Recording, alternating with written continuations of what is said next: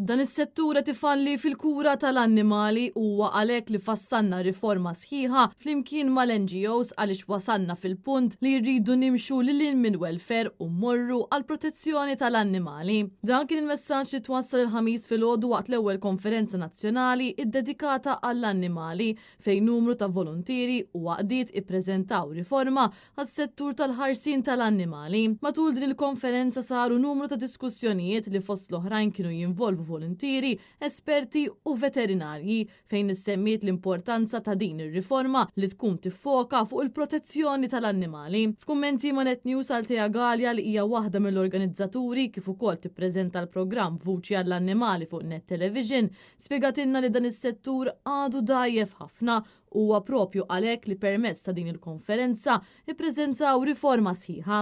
Aħna ħreġna bi proposta minna riforma sħiħa biex aħna nkunu nistgħu nitkellmu flimkien mal-oħrajn l-aħjar way forward biex aħna ovvjament nassiguraw iktar kura tajba għall-annimali kemm fin-naħa tal-owners u kemm ukoll meta jkunu qegħdin fid-direttorat tal-ħarsin tal-annimali. Sfortunatament nafu li f'dik is-settur qegħdin wilek elot. Ifisset ukoll uħud mill-proposti li qed iresqu għas-settur tal-annimali fosthom li l-kura tal-annimali tkun fidejn dawk l-individwi jew NGOs li għandhom esperjenza fis-settur.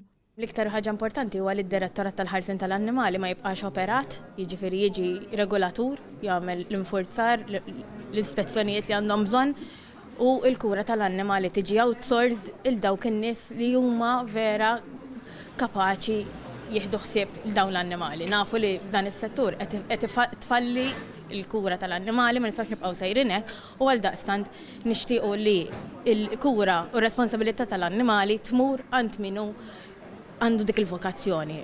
Daryl Grima li huwa l-fundatur ta' Vuċi għall-annimali qal li wasal iż-żmien fejn l-annimali ikunu protetti mhux sempliċement immaniġġjati għaliex l-annimali ma jitolbux drittijiet u għalhekk irridu nkunu aħna li nitolbu drittijiet għalihom. Preżenti għal din il-konferenza kien hemm ukoll il-kap tal-Partit Nazzjonalista Elix Borg illi fakkar li kien gvern nazzjonalista li kien fetaħ sptar iddedikat għall-annimali u li kien il-gvern ta' Roberta Bela li għalqu b'dan l-istar tant importanti ilu ma jopera għal dawn l-aħħar 30 xahar u qalu wkoll li gvern ġdid nazzjonalista jintrabat illi jiddedika Ministeru għall-annimali għaliex il-Partit Nazzjonalista minn dejjem kellu għal qalbu dan il-qasam.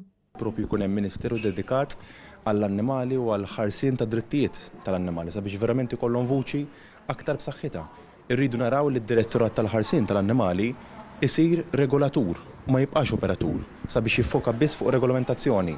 U l-operaturi jkunu propju dawn. L-NGOs li kienu fostna hawnhekk sabiex verament huma jagħtu l-passjoni tagħhom biex fl-operat u l-ħarsien ta' l-annimali. Tkellimna fuq il-positive list, jew il-white list li qed jissemma li flok nitkellmu x'annimali m'għandhomx jitlu f'pajjiżna, nitkellmu fuq x'annimali għandhom jitlu f'pajjiżna ta' fost oħrajn u ovvjament fil-ġimgħat li ġejjin ser inkunu qegħdin noħorġu diversi proposti li juru li verament il-Partit Nazzjonalista kif dejjem kien u kif dejjem kellu għal qalbu id-drittijiet tal-annimali. Intant il-Partit Nazzjonalista ressaq diversi proposti għas-settur tal-annimali fosthom li l-Uffiċċju tal-Kummissarju għall-ħarsien tal-annimali għandu jkun awtonomu, poteri li investiga verament mingħajr il-biża' li s-sena ta' wara il-Kummissarju jitneħħa jew titneħħa. Proposta oħra hi li bl-għajnuna finanzjarja mill-Gvern ikunu l-NGOs dan il-qasam li bl-esperjenza u l-arfin tagħhom jagħmlu x-xogħol li suppost qed jagħmel illum id-direttorat biex minflok dan jiffoka esklusivament fuq ir-regolamentazzjoni.